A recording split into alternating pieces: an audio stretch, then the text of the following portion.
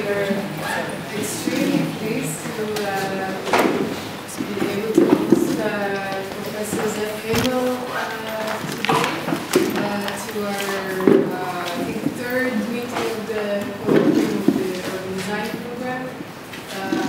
And the way we usually like to do colloquium is we invite guests hear their presentation and then have some respondents to have a discussion and kind of ways for just transferring information based questions. So I will first introduce Zef. Zef is a spatial planner. In the past he was the chief editor of Stedenbouw and Ruimte Oordening, urban and regional planning that is, the professional magazine for urban planners and designers of the Dutch Institute of Housing and Spatial Planning in The Hague. In 2011, he organized as a member of the think tank of the Ministry of Housing, Spatial Planning and the Environment, the symposium Creative Cities in Amsterdam. From 2001 to 2004, he was director of the Rotterdam Academy of Architecture and Urban Design. And from 2004 to 2014, he was a member of the board of the Urban Planning Department of the City of Amsterdam. Since 2012, he's a professor of urban and regional planning at the University of Amsterdam, the Libo chair, and studies in human geography at the State University of Groningen, PhD in history of art at the University of Amsterdam, for which he was awarded the Professor Terveen Award in 1994. So please, Zef, we're very excited to have you here. Thank you so much for coming, and welcome. Thank you. That was great to be here. And I was delighted by the announcement. Reinventing the non-plan. That's what you and it's one of my, I remember one of my blog items. You know the non-plan, do you? There was it was 1969, and it was the young Rainer Benham and Cedric Price, Paul Barker, and Peter Hall. Those four guys, British, and they produced a kind of manifesto. 69, so that was revolutionary time, wasn't it? This young baby boomers producing planners, architects, designers, producing a manifesto, the non-plan. We do not want to plan any longer. There is too much planning in the world. It is over-regulated. 1969. It only got worse. Tell us about it. And they asked for more freedom for the citizens to decide themselves what kind of lives they want to live, what kind of cities they want to live in. And it was a protest against the planners already there.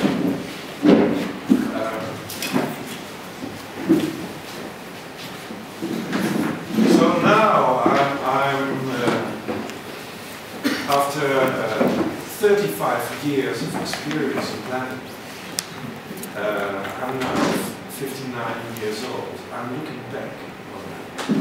And since 2016, almost 2017 now. And I think we need a non-plan. We need a new manifesto. And especially, I don't know exactly how it is in Israel, but the Netherlands is over-regulated. It's, and something went wrong. And we all the planners, and I have to say that the Netherlands is a planner's paradise. But all my colleagues are frustrated. We hate the job. And it's very difficult at this moment to be proud to be a planner. And if we are honest, what we produced, so many failures. Not much to be proud of. So I thought, and then this is what I'm searching for, a new kind of planning, which I call open planning, in which the citizens feel free, and where are there many opportunities and lots of possibilities, and a kind of planning that is far more sustainable and far more inclusive. And it all starts with freedom. And maybe we planners are the problem. Right?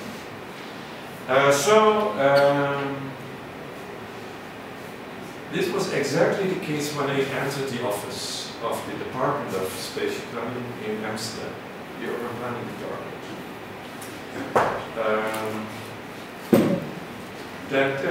There were so many conflicts, so many issues, so many things going wrong, that they asked me to come from Rotterdam to Amsterdam in order to try to do something. Something is going on.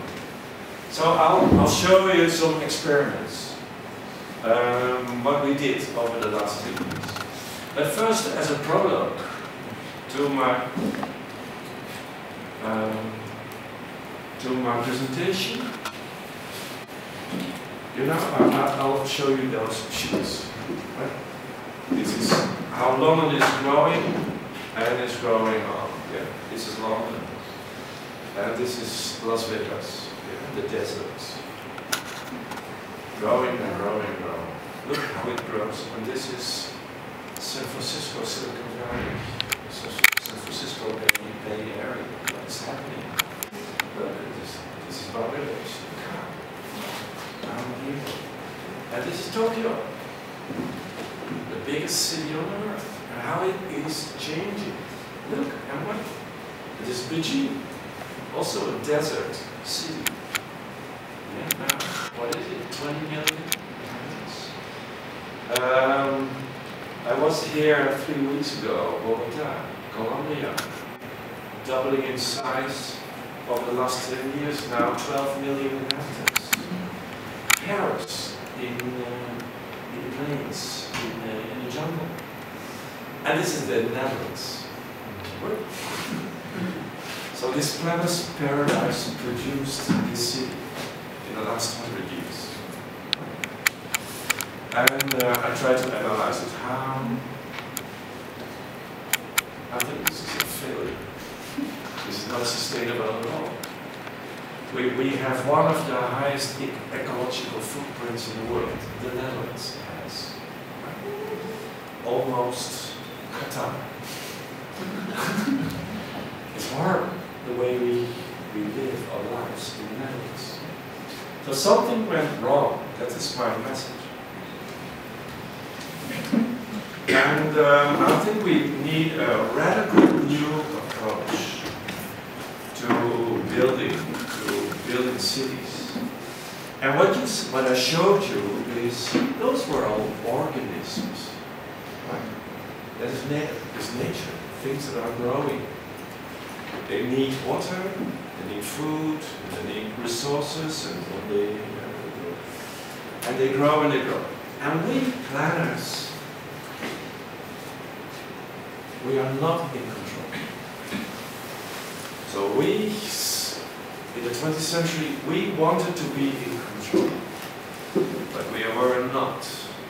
So we invented green belts, we invented new towns, we invented, you name it, all those regulations and ideas and notions, and none of them worked, if we are really honest with ourselves. So, if we start more thinking in terms of biology, of ecosystems, and if our approaches would be more organic, we might be far more successful, far more effective. So that's what I'm trying to find out. what is a more organic approach to planning? And then the result will be more sustainable cities. And cities that will grow, of course. So this is my first experiment. I started in 2006. I needed 1 year of discussion with all my colleagues. What went wrong? And that was not easy. And then after a year, we could start with this first experiment. We started in January 2006. So now 10 years ago, a bit more than 10 years ago. We made a story. We produced a story about the future of the Amsterdam region. It was a fantasy. It was just for fun. Right? It was not a plan. It was no proposal. It was just a fairy tale. And the first chapter was, of course, a prologue.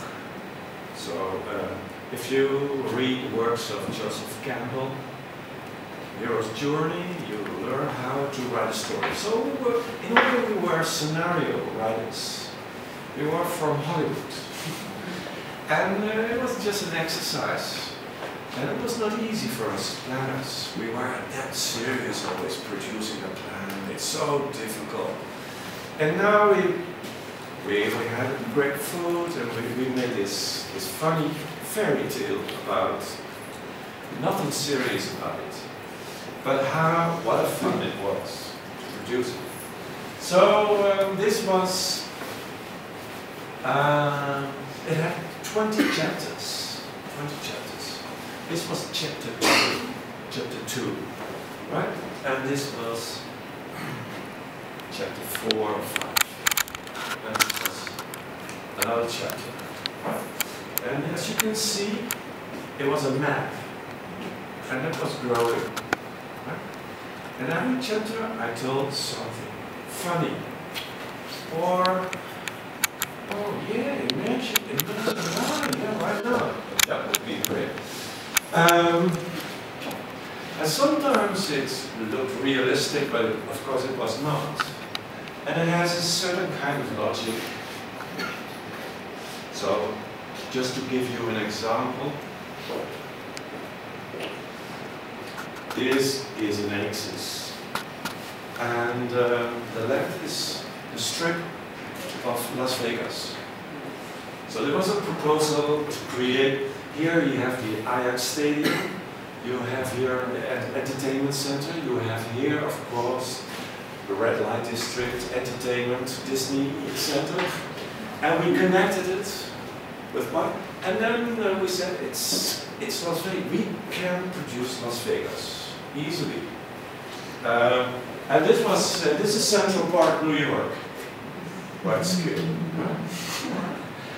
So all these kind of things, almost postmodern, very, very funny. People loved it. And they enjoyed it very much. And it became even regional. And more of it, and about landscaping and changing things on a grand scale. Right? So, this was the last chapter.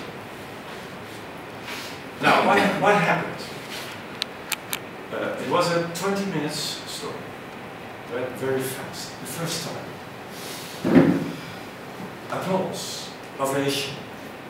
What happens afterwards? When people love it, they come to you and they say, that was great, I loved it. But not only that, they say, the chapter over the love, I have a great idea. I know this. And others said, that will not gonna work, but I know I have a far better idea. And others, what people started communicating and giving you feedback. And all the feedback, yeah, it's getting more hot over here. מישהו יכול לכבות את המזגן הזה? Yeah. You will fall asleep. Yeah.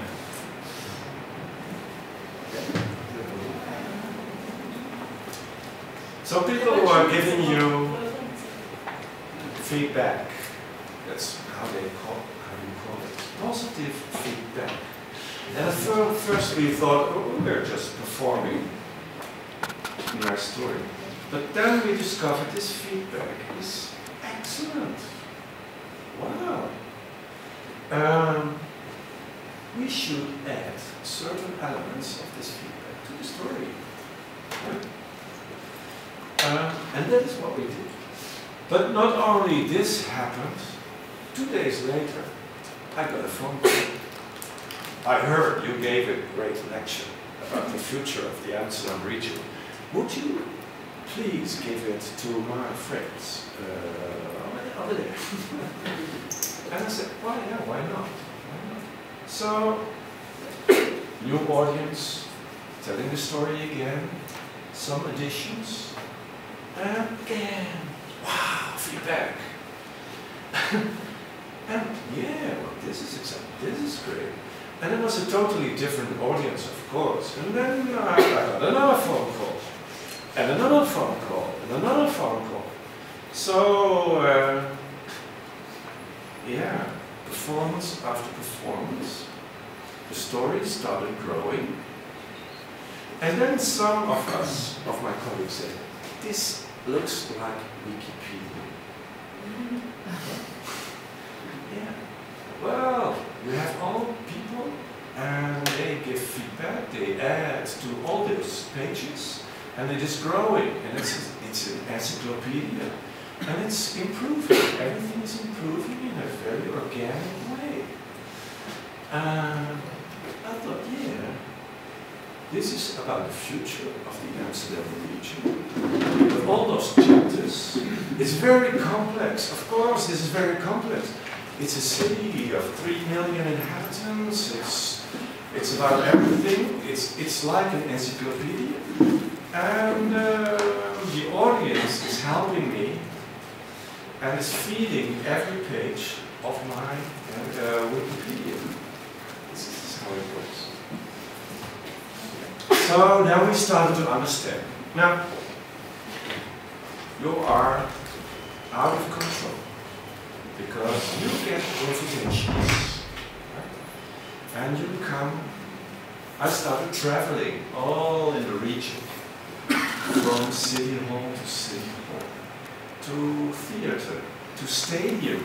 In the end, I was for crowds of hundreds of people in the stadium. Somewhere here in the outskirts. And it took some time before I was invited in Amsterdam itself. Amsterdam is that busy, so much happening over there. But in the region, they were very much, very much more eager to learn about it. And by adding all this information, well, it's more than information. That's also that we started thinking about how are we working as planners. We are only working with statistics, with abstract knowledge. Right? Of course, we do the design stuff, right? We are producing maps, but also maps are abstract knowledge. And it's all very rational. Mostly of the times it's a kind of scientific. But now we've got totally different kind of knowledge. So personal knowledge, even personal testimonies, dreams, experiences of people, basic knowledge. All the, far richer realm of knowledge we entered, we got into. And it became ever richer. So this story, we have a whole illustration I told 70 times in 1 year time. So the contributions of thousands of people in the audience, we end story. So the first time I told it was 20 minutes. The last time it took me 4.5 hours to tell the full story. The full story. So it had become that rich and that also that realistic. It was not a stupid story anymore, no longer. After a year, it became really realistic. You know, people who heard the story in 2006, 2007, they remember. All those 1,000 people still remember the story. So every day, and we're now 10 years later, people come to me and tell me, you know, in your story, what you told there, we're working on it. And this already started from day one. I started telling the story. We're doing it. We're gonna make it. We're gonna fix it. We have a coalition. I have my friends. And people who heard the story were telling the story to their friends or to their colleagues. So, and these people who never heard my story came to me in your story. So, the power of storytelling is really amazing. It's unbelievable. You might even say that plans are very poor stories. Yeah? Of course, Rem Koolhaas was not an architect at all, but he was a great storyteller. When he started, especially. And his father was a novelist. It was a family of storytellers. And he still is a great scenario writer. And his performances are great. That's why people think it's exciting. So, and in the end we asked 20 artists to make a piece of art of every chapter of the story.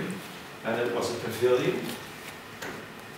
And again, many people visited the pavilion and read something about the story.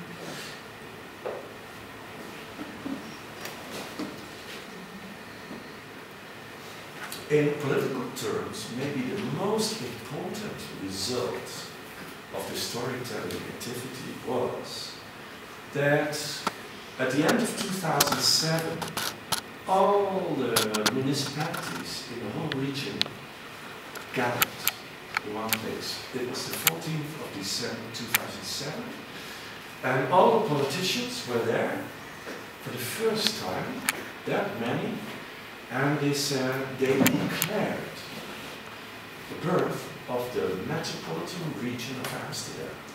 Until then, we always spoke about the Randstad.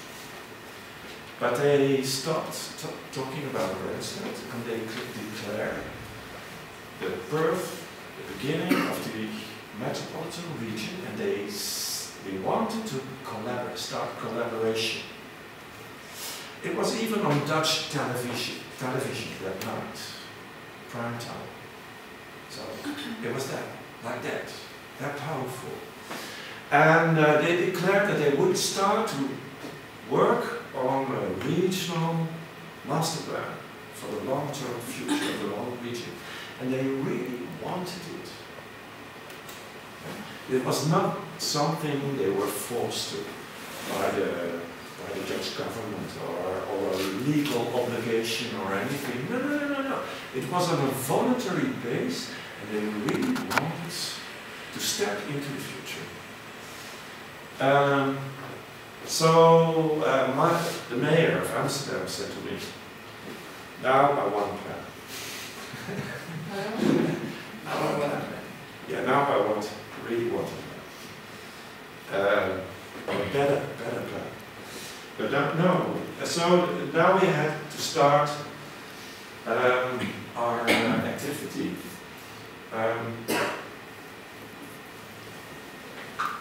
And of course my colleagues wanted to do it in a traditional way. That's safer. So in a bureaucratic way. Right? Step by step. And very difficult. And a very serious job. And the storytelling thing is just for fun. It's not serious. Right? But I thought, then in that case, I create a kind of parallel universe in which we do the storytelling again. And that became the Free State. Now, this was the Free State. We opened it in September 2009.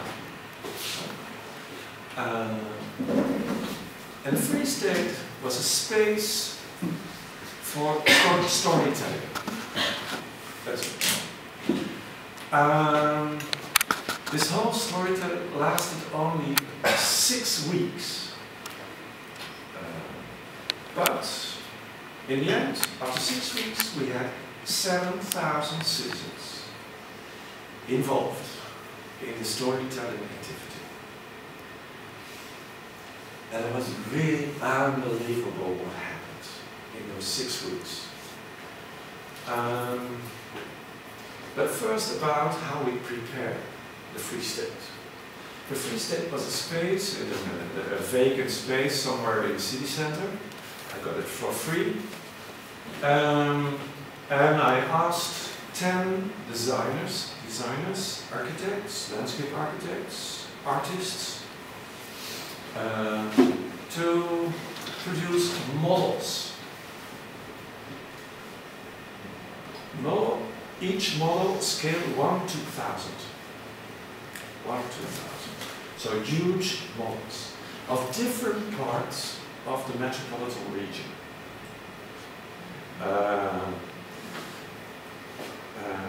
In a rather fuzzy way. Well, here's a lot of infrastructure and things going on. That is not totally clear. All these 10 parts, and each a designer. And I said, I don't want a plan. Plans are forbidden. I don't want proposals. I don't want projects. Not at all. What you should do is produce in this model a kind of story about the future. And make maximum use of your imagination. So choose your own themes, your own fantasies. I want fantasies. Because this Free State should be a place to dream for people. And then, I remember it was very difficult for the architects. Very difficult. They always want to come up with proposals. Well, that's because that is their background, of course. That's what you learn in the academy. And now they really have to dream. Really have to fantasize about crazy things. Oh, that's okay. The crazier it's the better.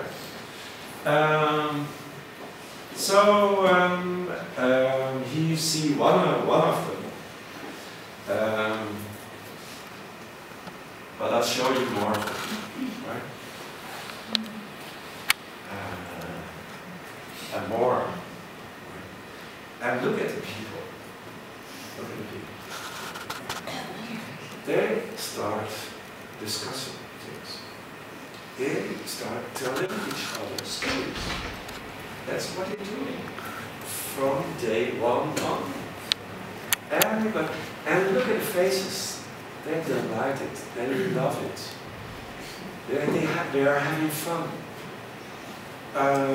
Because they have an open space where they can dream.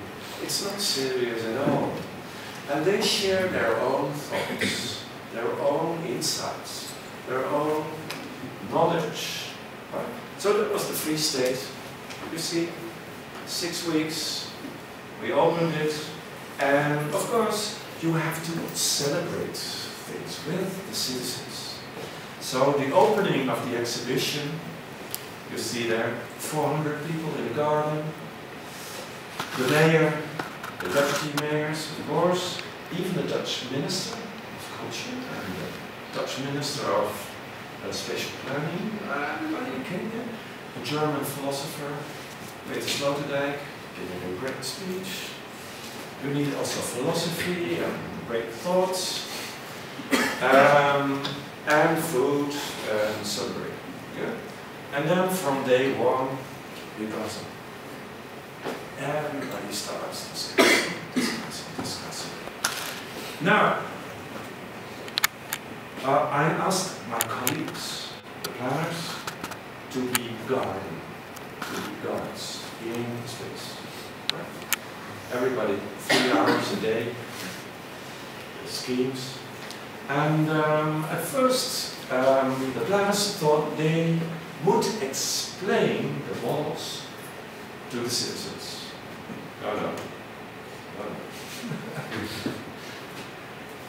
They couldn't believe they had to listen to the citizens, because the citizens were telling them their personal thoughts on the stories.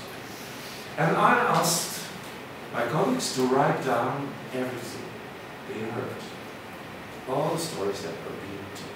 So every night I got lists, all lists of all kinds of things, right? Because you know, this is how it works on the internet, right? How software of social media works. It's about aggregating, not about selecting things, not selecting the best, the so-called best, but aggregating everything. And then you can start seeing patterns. Yes. And then you know where you are moving to, what the future is going to be.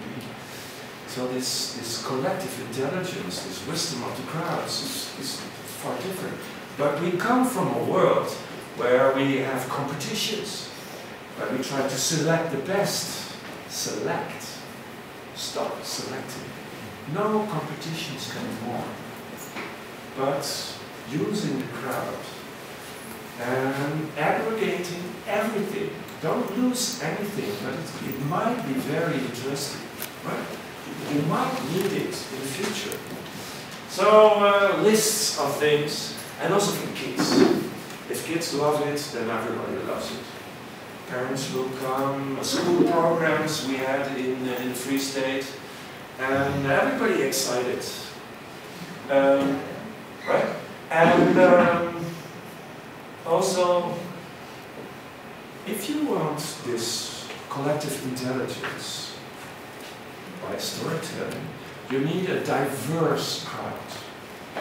So, and this is very problematic, because we planners always really work, if we do participatory planning, it's always the usual suspects, right? Always the same citizens. And most of them are always complaining, right? We are against the opposed NIMBY. Not in my backyard, it's always like that. But once you stop these kind of stupid participatory approaches and you use this one, you get only positive feedback, wonderful ideas. So it started. So we needed this diverse crowd here. So that was the day before the opening. Then you can see the space with all the models. Now, because most of you are architects, you want to see the models. And it will never be really good. This is not something, a serious proposal, not at all. If you know the neighborhood, it's pure fun. But it's very helpful. We started here discussions about water management, what's happening to all the things. But also about selling social housing stock. You know, not in this neighborhood. this was a totally other, different discussion. Cars and bronze, beautiful, beautiful. This is iron clock. In the southeast, you could build your own city. You could buy plots of land in here and simulate. And this was Zef from Rotterdam. I loved it. This was the far west. Yeah, the landscape architects working with their chemicals. Some of the models were growing. So people came back, returned the next Sunday to see how the model, what was happening to it. This was one way in which kids could build. Those. Well, yeah. Now, every night there was a program. So 29 evenings with programs. And we asked people, citizens, to organize a program in the Free State. Please organize something about the future and bring your own audience. So this is how we organize this diversity. So you go to the outskirts and you ask a group of citizens, come to us. Or we organize an evening for all the philosophers in Amsterdam, and there are a lot of them. But also an evening for all the expats living in Amsterdam. So the Japanese, the Americans, the French, we had them. Evenings with, well, you name it. And even an evening with all the homeless. We have some 4,000 homeless living in Amsterdam, living in the streets. So I asked them to organize their program in Free State one evening. So I had some 60 of them. That's enough. That's enough. And they read poetry. They're very sensitive people. And also the homeless are very good observers. They're living in the streets, they observe you. Right? And they know exactly where you can find shelter, and where you can find food, how you survive in the city, how we use public space, where we are generous, which neighborhoods people are generous, and where they are not. They can even tell you why 20th century urbanism is bad. You cannot survive on that. And why 19th century urbanism is far better, far better. This was my favorite evening because I learned so much about them from the homeless. Right? So your planning becomes far more intelligent once you step into the city and you start listening to citizens and you tackle this wisdom of crowds.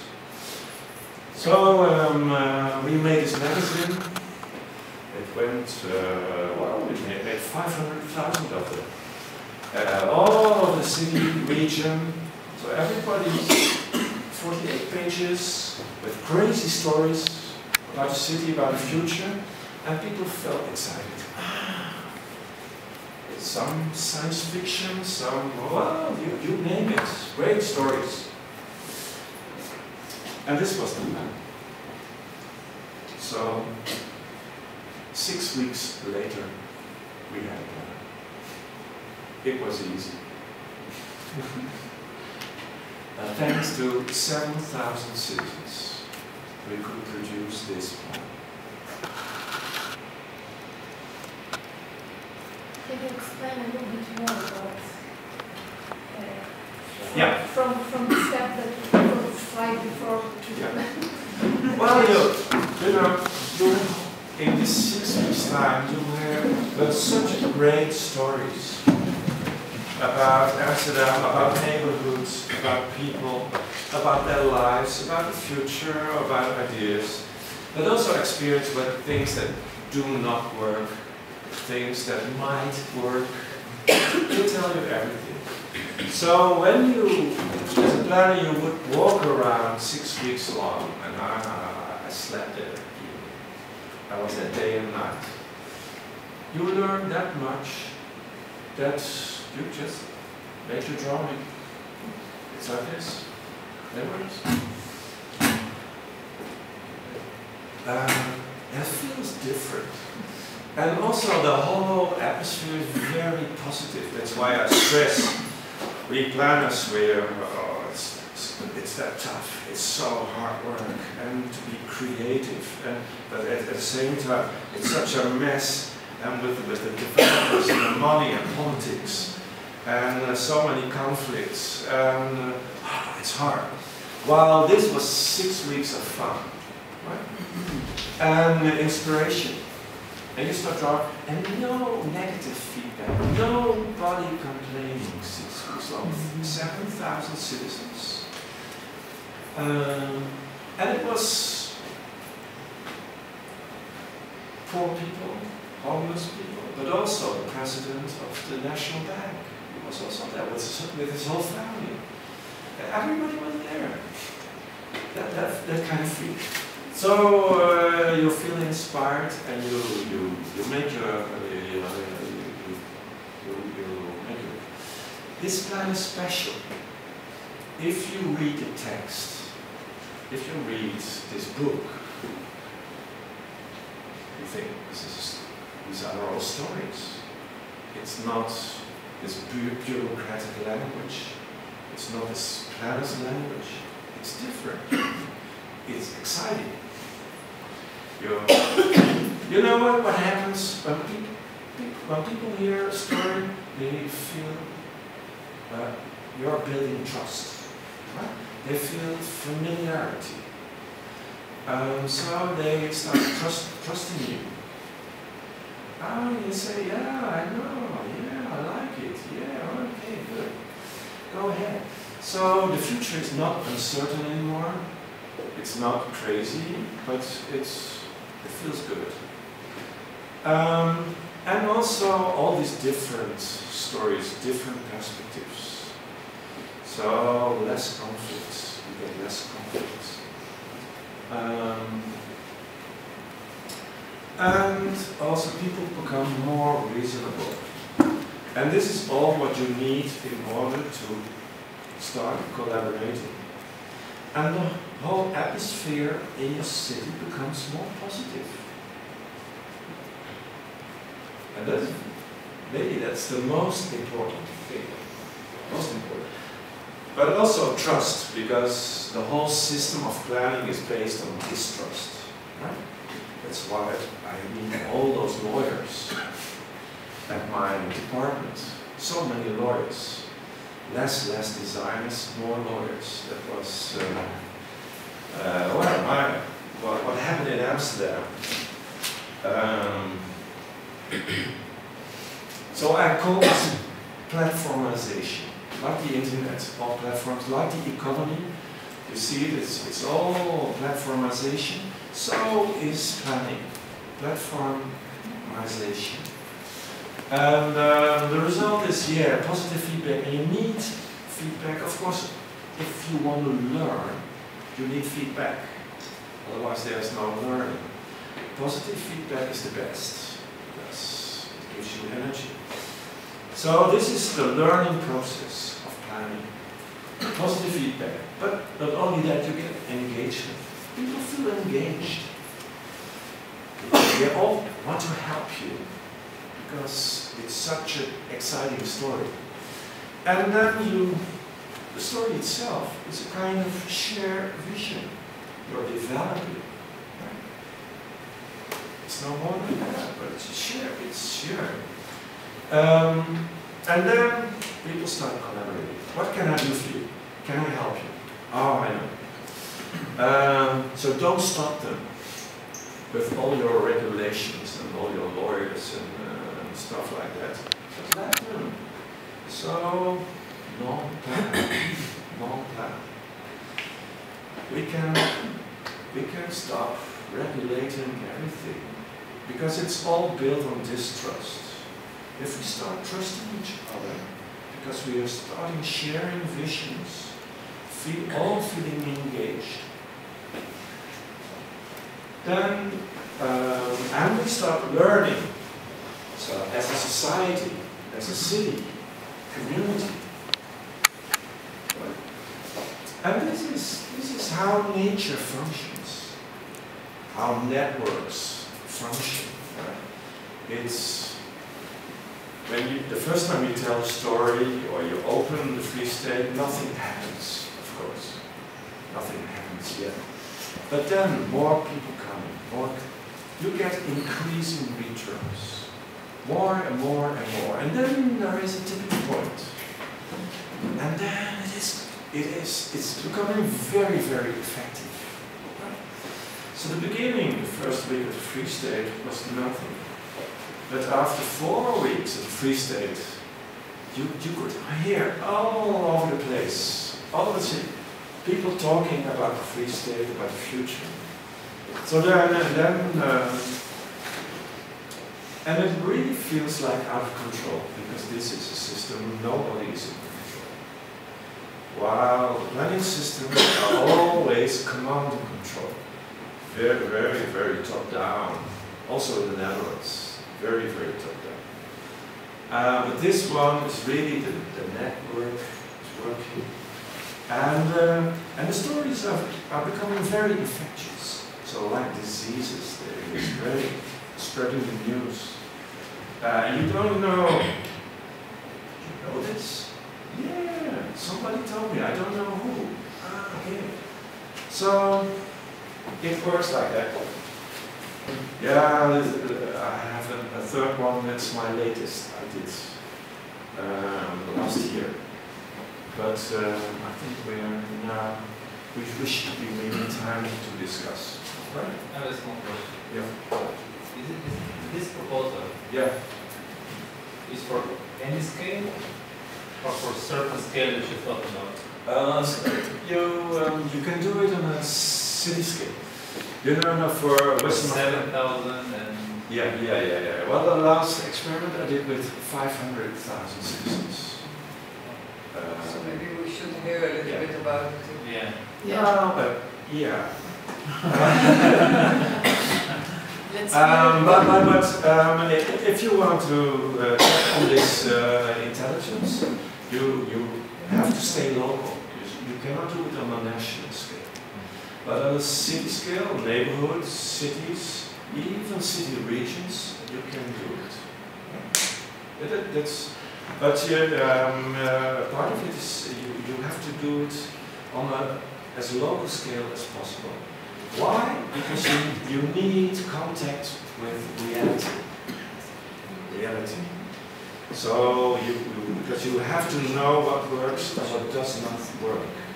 And people should tell you. And this is also a problem of planning. That planning is too abstract. And so every time we come up with unrealistic plans, unrealistic projects, and we do it again and again, and always we fail, right? But if we follow this approach of open planning, all the things we come up with, so in this plan, are far more realistic. Far more realistic. Yeah. I'd like to suggest that we have a discussion now, and that we can continue questions in that format. So I'd like to invite our guest respondent to be a fact, and perhaps we can all sit in front. So Zef Hemel is professor of architecture and design at Benjamin and practicing architect in Israel. Shalom, also architect teaching in our department in architecture and practice. Daniela Posek, who is the head planner of the always forget how we say it in English. Central District. Of the Central District. And worked in Amsterdam